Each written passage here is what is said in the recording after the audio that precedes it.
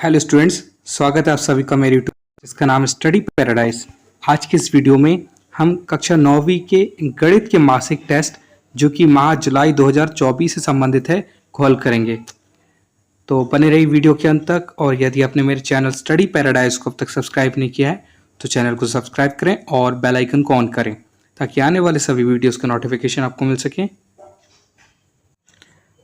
तो जैसे कि आप देख पा रहे हैं, ये जो प्रश्न पत्र है वह कुल 20 अंकों का है और इसके लिए समय 1 घंटे निर्धारित है।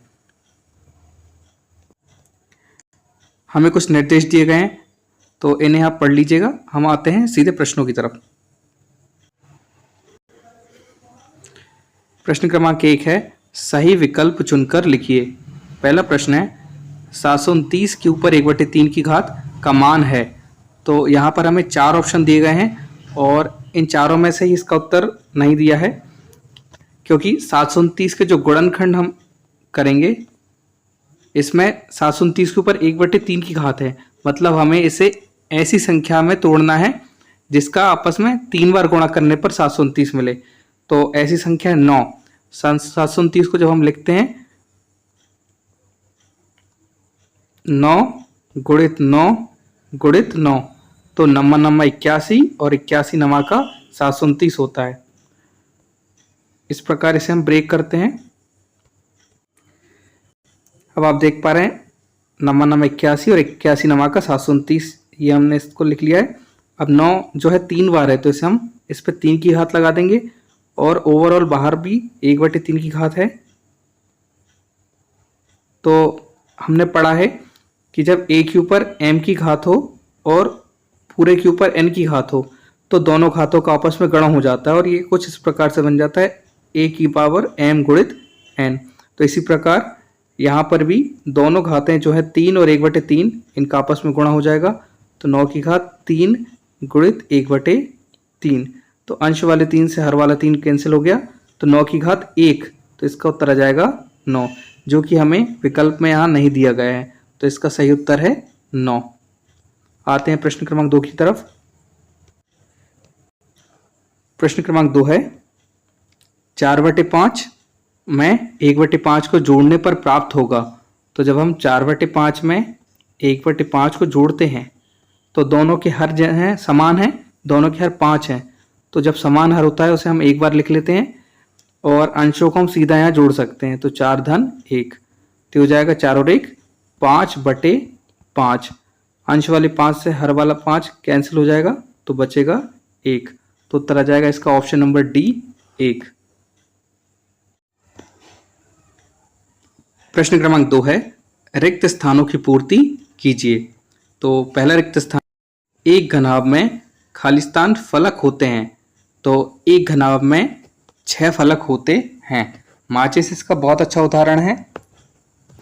माचिस में आप देखेंगे कि इसमें 6 समतल सतह होती हैं, यही इसके फलक कहलाते हैं। अब आते हैं प्रश्न क्रमांक 2 के अंतर्गत दूसरे रिक्त स्थान पर।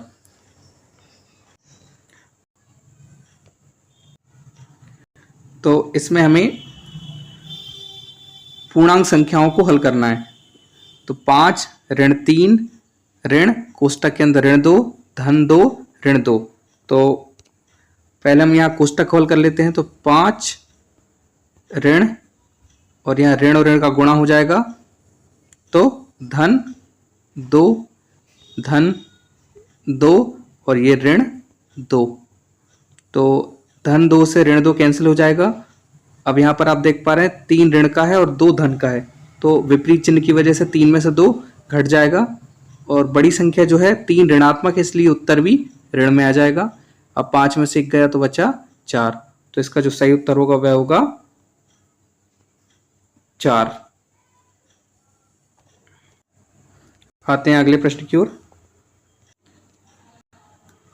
प्रश्न क्रमांक 3 है, सही जोड़ी मिलाइए।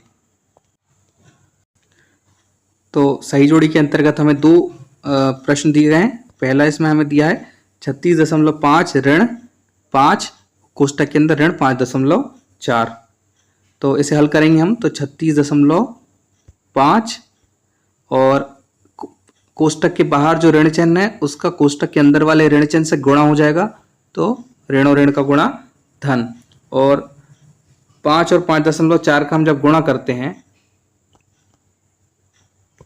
तो 5 चौके 20 का शून्य, हासिल का 2 और 5 25 और 2 27। अब दशमलव यहाँ दाएं हाथ तरफ से एक अंक के पहले लगा है तो उत्तर में भी हम दाएं हाथ तरफ से एक अंक पहले दशमलव लगा देंगे तो हो जाएगा 27। जब हम इन दोनों को जोड़ते हैं तो 0.5 और 6 और 7 13 की 3, हासिल का 1, 4 और 2 6, तो ये आता है 63.5, जो कि यहाँ दोनों ही ऑप्शंस में नहीं है। तो ये प्रश्न भी मिसप्रिंटेड है। तो इसका जो सही उत्तर होगा यहाँ पर इसके स्थान पर आएगा 63.5। अब दूसरा जो दिया है हमें 2.4/10, तो जब हम दाशमिक संख्याओं से किसी संख्या को भाग देते हैं तो दशमलव आगे की तरफ बढ़ता है और वह उतना ही आगे बढ़ता है जितना कि 1 के साथ शून्य हो। जैसे यहाँ 1 के साथ 1 शून्य है तो दशमलव 1 अंक आगे चला जाएगा, तो यानी ये 0.4 के आगे से उठकर यहाँ 2 के आगे जाएगा, तो ये हो जाएगा 0.24। और दशमलव के आगे जब कोई अंक नहीं होता है तो हम शून्य लगा सकते हैं। तो इस प्रकार इसका उत्तर होगा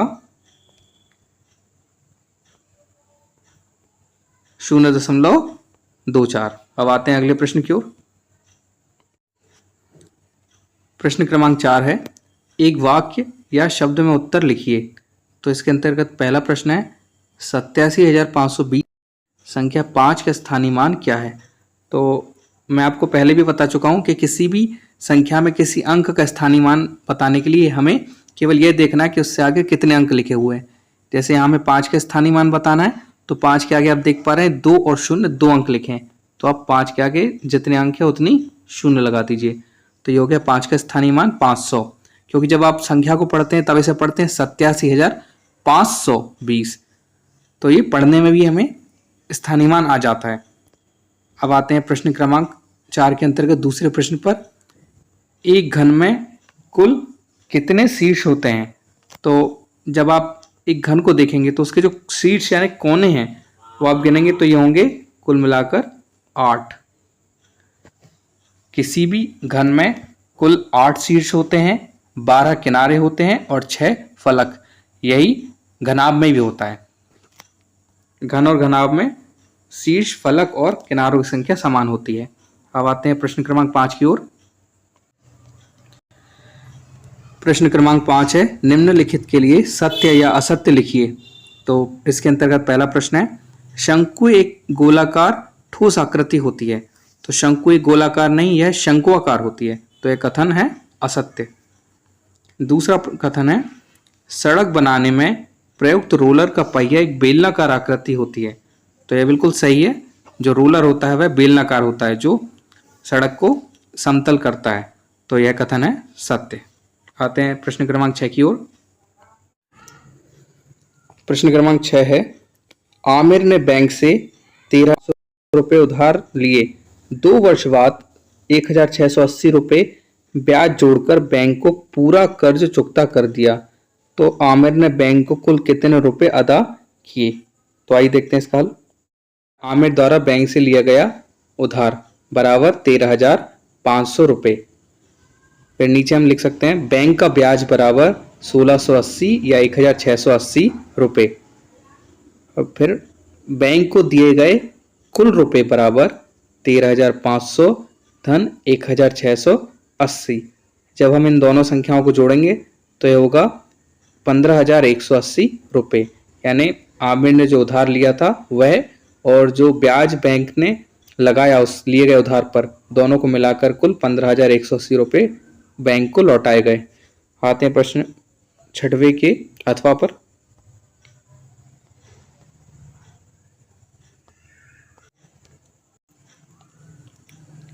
अब प्रश्न क्रमांक 6 का जो अथवा है वह है, एक दुकान में पैंट की कीमत 754 रुपये और शर्ट की कीमत 560 रुपये है। तो बताइए पैंट और शर्ट की कुल कीमत कितनी होगी।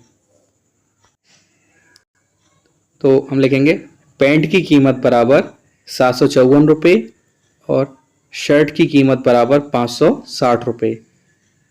इसलिए पैंट और शर्ट की कुल कीमत बराबर 754 धन 560 बराबर 1314 रुपये।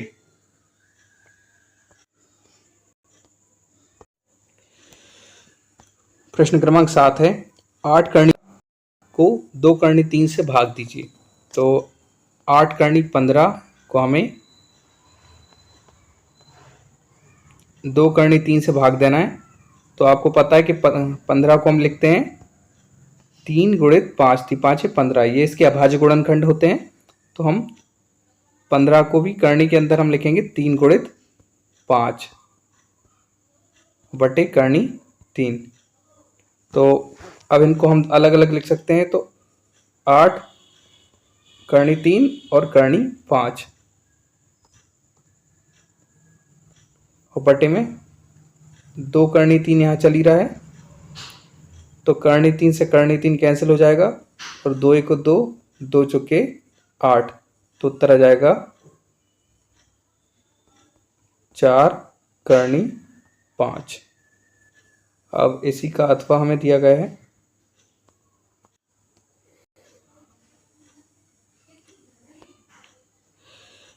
इसी का हमें अथवा दिया गया है 2 करनी 2 धन 5 करनी 3 और करनी 2 ऋण 3 करनी 3 को जोड़िए। तो जब हम इन्हें जोड़ेंगे तो हम लिखेंगे 2 करनी 2 धन 5 करनी 3 धन, अब जोड़ रहे हैं इसलिए धन का चिन्ह लगा रहे हैं, और इसके बाद ये करनी 2 ऋण 3 करनी 3। तो हम सजाती पदों को हल करेंगे। सजाती मतलब जिनके साथ समान करनी वाली संख्या लिखी हुई है। तो यहाँ करनी 2 और करनी 2 सजाती पद हैं। इस करनी 2 का गुणांक 2 है और इस करनी 2 के आगे कोई संख्या नहीं लिखी, मतलब इसका गुणांक 1 है। तो हम इनको जोड़ देंगे। तो ये पद और ये पद दोनों जुड़ जाएंगे। तो 2 करनी 2 और करनी 2 जोड़कर हो जाएगा 3 करनी 2। और ये दोनों पद जो हैं ये दोनों सजाती, क्योंकि दोनों के साथ करनी 3 लिखा हुआ है। तो 5 करनी 3 ऋण 3 करनी 3,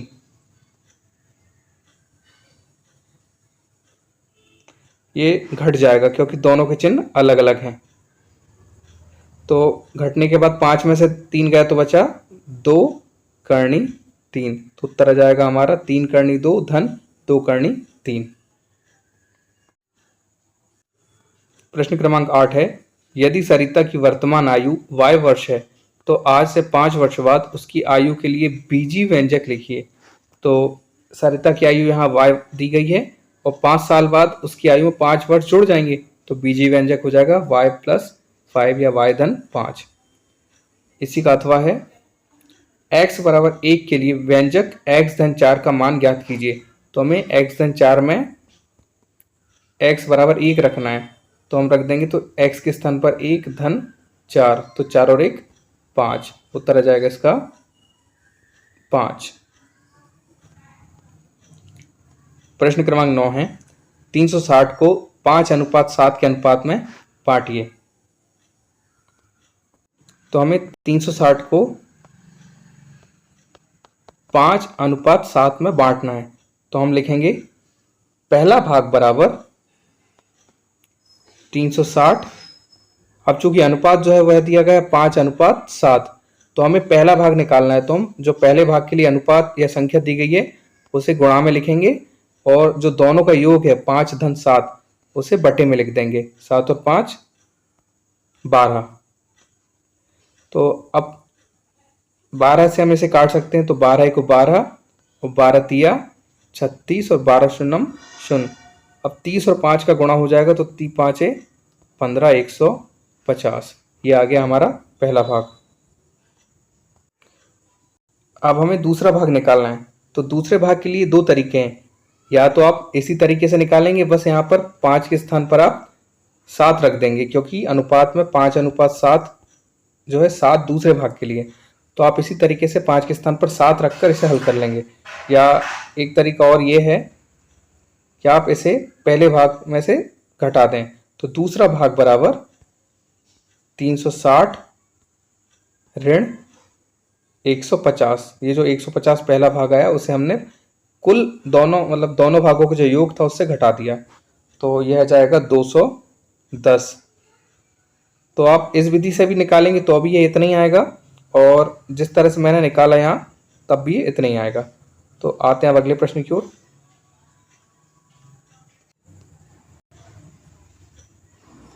प्रश्न क्रमांक 9 का अथवा है, यदि मोहन रमेश से 2 गुना, ये गुनी गलत लिखा है, 2 गुना ऊंचा है तो मोहन और रमेश की ऊंचाई का अनुपात क्या है। तो आइए देखते हैं इसका हल।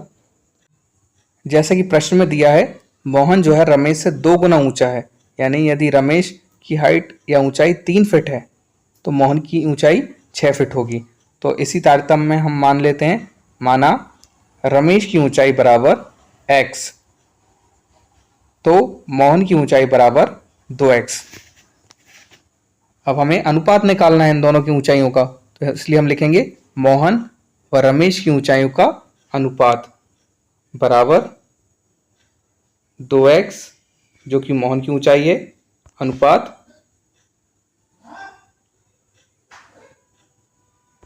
जो रमेश की ऊंचाई है x। तो x से x कैंसिल हो जाएगा, तो बचेगा नीचे 2:1। तो यह मोहन और रमेश की ऊंचाइयों का अनुपात है। आते हैं अगले प्रश्न की ओर। प्रश्न क्रमांक 10 है, 35% को भिन्न के रूप में लिखिए। तो हमें जब प्रतिशत को भिन्न में बदलना होता है तो हम उसके प्रतिशत को हटाकर बटे में 100 लिख देते हैं। अब हम इसे इसके मानक रूप तक हल करेंगे, और जो मानक रूप इसका आ जाएगा वही इसकी भिन्न होगी।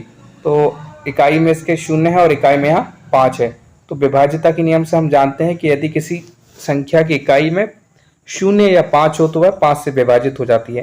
तो ये दोनों ही संख्याएं 5 से विभाजित हो जाएंगी, तो हम भाग दे देते हैं, 5 7 35। अब 5 से हम 100 को विभाजित करेंगे, तो पहला अंक 1 छोटा है इसलिए हम 0 को भी साथ ले लेंगे, तो ये 10 बन जाएगा। तो 5 दूनी 10 और 5 शून्यम 0। अब इसे हम आगे हल नहीं कर सकते हैं, ये अपने मानक रूप में आ चुका है। तो इसका जो उत्तर होगा, जो भिन्न होगी, वह होगी 7/20। अब इसी क्रम में प्रश्न क्रमांक 10 का अथवा प्रश्न है, 3/4 को प्रतिशत में बदलिए। तो ये दोनों प्रश्न एक दूसरे के बिल्कुल विपरीत हैं। जब हम प्रतिशत को भिन्न में बदलते हैं तो 100 से भाग देते हैं, और जब भिन्न को प्रतिशत में बदलते हैं तो 100 से गुणा करते हैं। तो अब यहाँ हमें इस भिन्न को प्रतिशत में बदलना है, तो हम इसमें 100 का गुणा कर देंगे, पिछले प्रश्न के विपरीत। अब 4 हर में है और 100 अंश में है, तो हम हर वाली संख्या से अंश को काटते हैं। तो 100 में आप 4 से भाग देंगे तो ये कट जाएगा 25 बार, और 25 और 3 का यहाँ आपस में गुणा हो जाएगा, तो 25 दिया 75। लेकिन हमने इसे 100 से गुणा किया है, मतलब इसे हमने प्रतिशत में बदल दिया है। तो ये था आपके जुलाई माह के मासिक टेस्ट का संपूर्ण हल। मैं आशा करता हूँ आपको सभी प्रश्नों का हल समझ में आया होगा। तो इसी आशा के साथ आज की इस वीडियो में बस इतना ही।